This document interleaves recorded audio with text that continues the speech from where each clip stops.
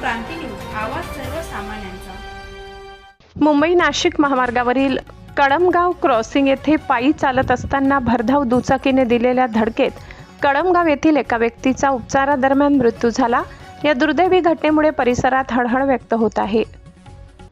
मिळालेल्या माहितीनुसार महादू मोंडुडे वय अंदाजे 55 वर्ष, राहणार कळमगाव, तालुका शहापूर, जिल्हा ठाणे, हे कळमगाव क्रॉसिंग परिसरात पायी चालत असताना मुंबईकडून नाशिकच्या दिशेने जाणाऱ्या सुझुकी मोटरसायकल क्रमांक MH02FP 6393 वरील चालक शुभ, पूर्ण नाव माहीत नाही, वय अंदाजे 24 वर्ष, राहणार ठाणे, याने त्यांना जोरदार धडक दिली।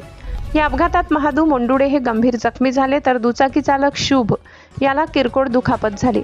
घटनास्थळी उपस्थित असलेले आकाश हवालदार यादव, राहणार ठाणे, यांनी तत्परता दाखवत दोन्ही जखमींना खासगी रुग्णवाहिकेच्या मदतीने तात्काळ उपजिल्हा रुग्णालय शहापूर येथे उपचारासाठी दाखल केले, मात्र उपचार सुरू असताना महादू मोंडुडे यांचा मृत्यू झाला।